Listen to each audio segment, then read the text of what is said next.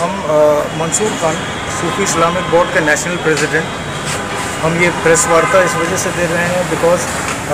हमारे साउथ में चेन्नई का जो है हमारा एडवाइज़र है शौकत अली, उन्होंने वहाँ के डीजीपी के पास एक ख़त लिखा था और डीजीपी साहब से ये अपील करी थी कि वहाँ जो पॉपुलर फ्रंट ऑफ इंडिया की जो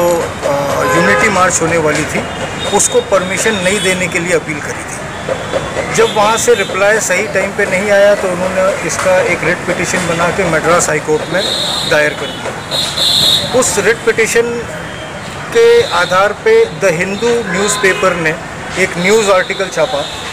और उस न्यूज़ आर्टिकल के बिना पे पॉपुलर फ्रंट ऑफ इंडिया ने सूफी इस्लामिक बोर्ड के ऊपर मानहानि का मुकदमा दायर कर दिया। नोटिस भेजी, मुकदमा तो दायर नहीं, वो नोटिस भेजी। 2 दिन पहले सूफी इस्लामिक बोर्ड की जानिब से उसका एक detailed reply popular front of India को दे दिया गया है उनके वकीलों के एड्रेस पे। इस बात का जो है अब हम प्रेस के थ्रू जो है ये रिलीज़ कर रहे हैं कि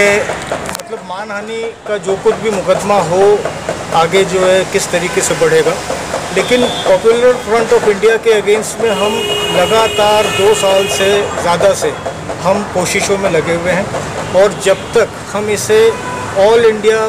पैमाने पे बैन नहीं करा लें, हम इनकी ऐसे मानहानि की धमकियों में या जो है इनको और कोई अगर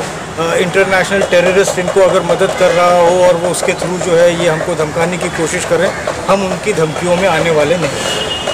आपने किसी से मुलाकात करी इस मामले को लेकर? इसमें हमारी बहुत सारे लोगों को, हमने इसमें माननीय प्रधानमंत्री को लिखा है, माननीय होम मिनिस्ट्री को लिखा हुआ है, हाई कोर्ट में हम कई अपील कर चुके हैं, वेरियस लॉ इन्फोर्सिंग एजेंसीज़ को हमने लिखा है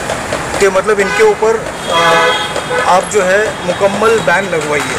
तो जो डीजीपी साहब से आप क्या उम्मीद?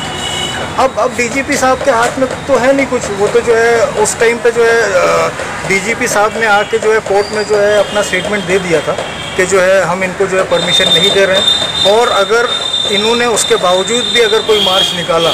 तो हम उनके ऊपर कानूनी कार्रवाई करेंगे। इसके बावजूद इन लोगों ने वहाँ 5 जगह पे टोकन मार्च निकाला और इनको अरेस्ट भी किया गया। अब अरेस्ट करके जो है ना खाली जो है दिखावा करके छोड़ देना, भाई आपको जो है मालूम है पॉपुलर फ्रंट ऑफ इंडिया क्या कौन सी एक्टिविटीज़ में लिप्त है, उसके बावजूद आप जो है उनके